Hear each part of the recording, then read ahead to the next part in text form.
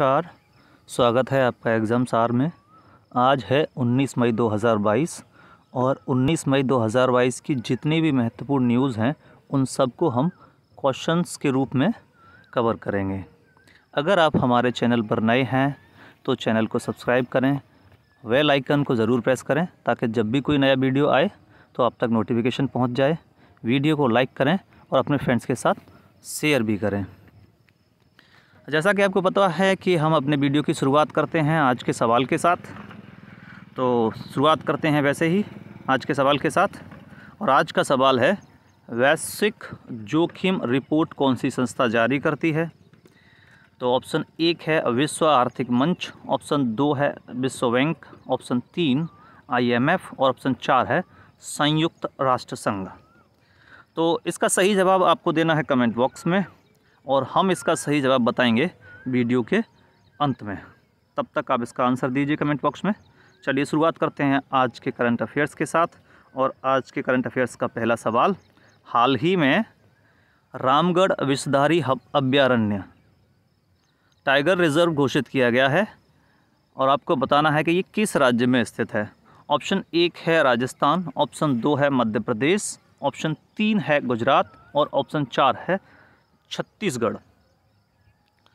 तो रामगढ़ विषधारी अभयारण्य जो है, जिसको टाइगर रिजर्व घोषित किया गया अभी, ये राजस्थान में है।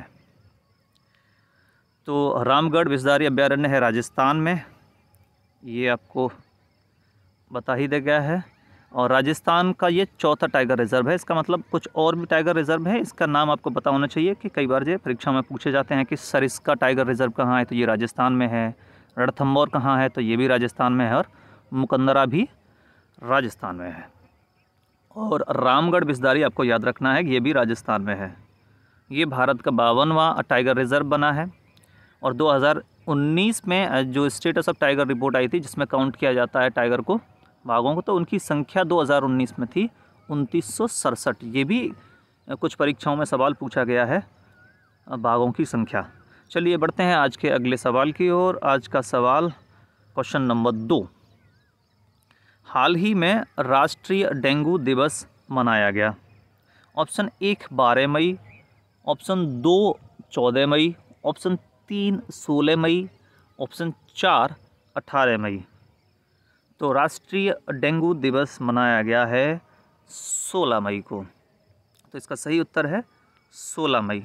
तो राष्ट्रीय डेंगू दिवस हर वर्ष 16 मई को मनाया जाता है। ये डेट आपको याद रखना है। और इसका उद्देश्य क्या है कि डेंगू को फैलने से रोकना और इसके बारे में जागरूकता फैलाना, और डेंगू के सीज़न आए यानी कि फैलना लगे उससे पहले ही उसकी तैयारी कर देना, इसको मनाए जाने का उद्देश्य है। ये एक ऐसा रोग है जो विषाणु के द्वारा फैलता है, डेंगू। और किसके द्वारा, इसका कॉजिंग एजेंट क्या है, तो वो है जिसके द्वारा ये फैलता है वो है मादा एनाफिलीज़। इसके द्वारा ये फैलता है, विषाणु से होने वाला रोग है। चलिए आज के अगले सवाल की ओर बढ़ते हैं। क्वेश्चन नंबर 3, हाल ही में 16 मई 2022 को किस राज्य का 47वां राज्य दिवस, यानी इसके बने हुए 47 वर्ष हो चुके हैं, तो इसका ये 47वां राज्य दिवस है। तो आपको बताना है ये राज्य कौन सा है। ऑप्शन 1 है Goa, option 2 Sikkim, option 3 Manipur, option 4 Chhattisgarh. तो 16 मई 2022 को 47वां राज्य दिवस मनाया गया है सिक्किम का, यानी 1975 में ये बना था। और 1975 से 2022 तक हो जाते हैं 47 वर्ष। तो 16 मई 2022 को सिक्किम का 47वां राज्य दिवस मनाया गया है। इसके बारे में कुछ इन्फॉर्मेशन देख लेते हैं। हाल ही में सिक्किम का 16वां 47वां राज्य दिवस मनाया गया, ये 16 मई को मनाया गया है। और 1975 में 35वें संविधान संशोधन द्वारा, आपको ये स्टैटिक पार्ट भी याद रखना है, 35वें संविधान संशोधन द्वारा पहले ये एसोसिएट राज्य बना था, यानी पूर्ण राज्य नहीं बना था। और 36वें संविधान संशोधन द्वारा इसको पूर्ण राज्य का दर्जा दिया गया। तो ये आपको दोनों ही संविधान संशोधन याद रखने हैं। इससे पहले यहाँ पे एक वंश था, चोग्याल वंश, उसका शासन था। सिक्किम के बारे में कुछ जानकारी देखते हैं। तो सिक्किम की राजधानी है गंगटोक और यहाँ के राज्यपाल हैं गंगा प्रसाद और मुख्यमंत्री हैं प्रेम सिंह तमांग। चलिए आज के नेक्स्ट क्वेश्चन की ओर बढ़ते हैं। क्वेश्चन नंबर 4, हाल ही में SCO रैट्स की बैठक का आयोजन कहाँ हो रहा है? शंघाई सहयोग संगठन। और ये रैट्स जो है ये एक ऐसी संस्था है SCO की जो आतंकवादी गतिविधियों को रोकने में काम करती है। तो ऑप्शन 1 है बंगलुरु, ऑप्शन 2 है हैदराबाद, ऑप्शन 3 नई दिल्ली, ऑप्शन 4 है लखनऊ। तो हाल ही में SCO रैट्स की बैठक का आयोजन कहाँ हुआ है? ये हुआ है नई दिल्ली में। चलिए इसके बारे में कुछ जानकारी देख लेते हैं। तो शंघाई सहयोग संगठन का ये एक ऐसा विंग है जो आतंकवादी गतिविधियों को रोकने में काम करता है। तो रैट्स का फुल फॉर्म होता है regional anti terrorism structure. Delhi में अभी हाल ही में इसकी बैठक हुई है। शंघाई सहयोग संगठन बना है 2001 में और इसका मुख्यालय है बीजिंग, चीन में। ये महत्वपूर्ण तथ्य हैं, आपको याद रखने हैं। और कुल सदस्यों की संख्या इसमें है 8, जिसमें चीन, भारत, कजाकिस्तान, किर्गिस्तान, पाकिस्तान, रूस, कजाकिस्तान और उज्बेकिस्तान, ये किर्गिस्तान है। तो ये 8 सदस्य हैं जो SCO के सदस्य हैं। भारत भी इसका सदस्य है जो पाकिस्तान के साथ 2017 में इसका सदस्य बना था। चलिए आज के अगले क्वेश्चन की ओर बढ़ते हैं और आज का अगला सवाल है क्वेश्चन नंबर 5। क्वेश्चन नंबर 5 है ग्रीन एनर्जी कंपनी ग्रीनको, ये एनर्जी कंपनी का नाम है ग्रीनको, ने दुनिया का सबसे बड़ा नवीकरणीय ऊर्जा भंडारण प्लांट कहाँ स्थापित किया है? तो ऑप्शन 1 है आंध्र प्रदेश, ऑप्शन 2 है तेलंगाना, ऑप्शन 3 है कर्नाटक, ऑप्शन 4 है केरल। तो ग्रीनको ने दुनिया का सबसे बड़ा नवीकरणीय ऊर्जा भंडारण प्लांट जो स्थापित किया है वो आंध्र प्रदेश के कुरनूल में स्थापित किया है। तो ग्रीनको एक ऐसी कंपनी है जो ग्रीन एनर्जी को लेकर काम करती रहती है। तो इसने हाल ही में क्या है कि आंध्र प्रदेश के कुरनूल में नवीकरणीय ऊर्जा भंडारण के लिए एक प्लांट स्थापित किया है जो दुनिया का सबसे बड़ा प्लांट होगा। तो नवीकरणीय ऊर्जा क्या होती है? ये ऊर्जा के वो स्रोत होते हैं, नवीकरणीय ऊर्जा वो ऊर्जा होती है जो कभी समाप्त नहीं होती। जैसे सोलर एनर्जी सूर्य से तो जो प्राप्त होती है, हाइडल एनर्जी जो पानी से प्राप्त होती है, ये कुछ स्रोत हैं जो नवीकरणीय ऊर्जा में आते हैं। और इस प्लांट की क्षमता जो होगी वो 5230 मेगावाट होगी और इसकी लागत जो है वो $3 मिलियन होगा। आपको याद यहाँ ये रखना है कि आंध्र प्रदेश के कुरनूल में ये खोला गया है, दुनिया का सबसे बड़ा नवीकरणीय भंडारण प्लांट है नवीकरणीय ऊर्जा का। चलिए आज के अगले क्वेश्चन की ओर बढ़ते हैं। क्वेश्चन नंबर 6, हाल ही में टाटा पावर ने किस कंपनी के साथ इलेक्ट्रिक वाहन चार्जिंग अवसंरचना को विकसित करने के लिए पार्टनरशिप की है? तो ऑप्शन 1 है Hyundai India limited, option 2 Reliance India limited, option 3 Adani group और ऑप्शन 4 मारुति सुजुकी इंडिया।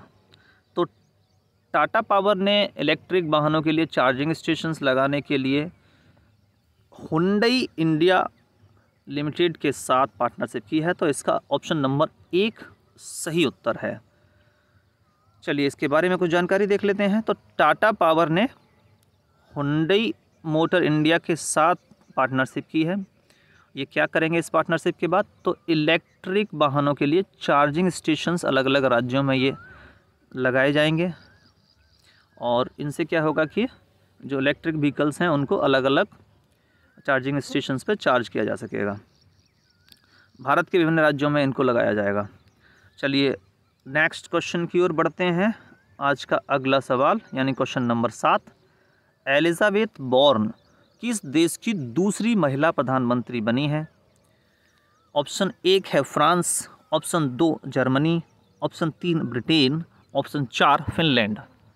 तो एलिजाबेथ वॉर्न जो है वो फ्रांस की दूसरी महिला प्रधानमंत्री बनी है। तो एलिजाबेथ वॉर्न फ्रांस की दूसरी महिला प्रधानमंत्री बनी है। फ्रांस के बारे में कुछ और जानकारी देख लेते हैं। तो एलिजाबेथ वॉर्न फ्रांस की प्रधानमंत्री बनी है और इन्होंने जीन कास्टेक्स का स्थान लिया है, यानी कि इनसे पहले ये थे प्रधानमंत्री। फ्रांस के वर्तमान में जो राष्ट्रपति हैं वो इमैनुअल मैक्रोन है। फ्रांस की राजधानी है पेरिस जो सीन नदी पर है और फ्रांस की मुद्रा है यूरो। आज का अगला क्वेश्चन नंबर 8। हाल ही में राष्ट्रपति रामनाथ कोविंद ने किस देश में अंबेडकर एवेन्यू यानी राजमार्ग का उद्घाटन किया है? Option 1 Jamaica, option 2 Mexico, option 3 Uganda, option 4 Kenya. तो अभी जो राष्ट्रपति हैं रामनाथ कोविंद जमैका के दौरे पर हैं, तो उसी दौरान इन्होंने अंबेडकर एवेन्यू यानी एक राजमार्ग है, उस राजमार्ग का नाम है अंबेडकर एवेन्यू, उसका उद्घाटन किया है। ये है जमैका में। जमैका पड़ता है नॉर्थ अमेरिका और साउथ अमेरिका के एकदम बीच में। तो जमैका में अभी राष्ट्रपति जी पहुँचे हैं और यहाँ पे इन्होंने अंबेडकर एवेन्यू राजमार्ग का उद्घाटन किया है। चलिए कुछ और जानकारी देख लेते हैं इस क्वेश्चन के बारे में। तो भारत जमैका के राजनयिक संबंधों के 60 वर्ष पूरे हैं। इसी उपलक्ष्य में यहाँ पर राष्ट्रपति जी पहुँचे थे और भारत के ये पहले राष्ट्रपति हैं जिन्होंने जमैका की यात्रा की है। जमैका की राजधानी है किंगस्टन और जमैका की मुद्रा है जमैकन डॉलर और यहाँ के जो गवर्नर जनरल हैं वो हैं पैट्रिक एलेन। चलिए आज के नेक्स्ट क्वेश्चन की ओर बढ़ते हैं। Question number 9। हाल ही में कौन सी अभिनेत्री कान फिल्म फेस्टिवल के लिए जूरी चुनी गई हैं? ऑप्शन 1 है प्रियंका चोपड़ा, ऑप्शन 2 है दीपिका पादुकोण, ऑप्शन 3 कैटरीना कैफ, ऑप्शन 4 आलिया भट्ट। तो ये जो फेस्टिवल है कान फिल्म महोत्सव या फिर फेस्टिवल, ये होता है फ्रांस में। तो इसके लिए जूरी चुनी गई हैं, भारत की अभिनेत्री हैं ये हैं दीपिका पादुकोण। तो कान फिल्म महोत्सव का आयोजन फ्रांस के शहर में होता है। कान शहर का नाम है और इससे पहले 2013 में विद्या बालन भी जूरी चुनी जा चुकी हैं। तो इसका मतलब ये दूसरी अभिनेत्री हैं दीपिका पादुकोण जो कान फिल्म फेस्टिवल में जूरी चुनी गई हैं। और भारत कान फिल्म फेस्टिवल में कंट्री ऑफ ऑनर भी चुना गया है, ये भी आपको याद रखना है। आज का अगला सवाल क्वेश्चन नंबर 10, ये आज के करंट अफेयर्स का अंतिम सवाल है। हाल ही में रक्षा मंत्री द्वारा लॉन्च किए गए सूरत और उदयगिरी, ये 2 अलग अलग नाम हैं। सूरत और उदयगिरी, आपको ये बताना है कि ये क्या हैं। ऑप्शन 1 युद्धपोत हैं, ऑप्शन 2 मिसाइल हैं, ऑप्शन 3 स्पेशल लॉन्च व्हीकल हैं या ऑप्शन 4 लड़ाकू विमान है। तो सूरत और उदयगिरी जो हैं वो 2 युद्धपोत हैं और उनको लॉन्च किया गया है अपने केंद्रीय रक्षा मंत्री और जिनका नाम है राजनाथ सिंह। तो ये 2 युद्धपोत हैं। कहाँ से इनको लॉन्च किया गया है तो ये भी आपको याद रखना है। तो रक्षा मंत्री राजनाथ सिंह जी द्वारा मुंबई से इनको लॉन्च किया गया है। तो सूरत और उदयगिरी आपको ये याद रखना है कि ये युद्धपोत हैं।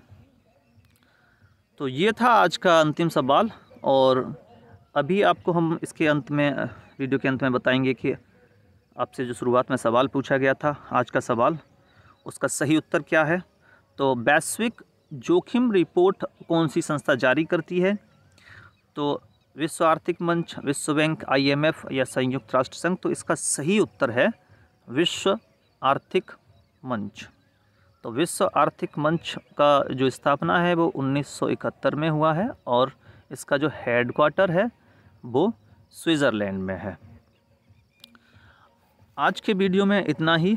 वीडियो अच्छा लगा हो तो वीडियो को लाइक करें, चैनल को सब्सक्राइब करें और अपने फ्रेंड्स के साथ शेयर भी करें ताकि वो भी अपडेटेड रहें।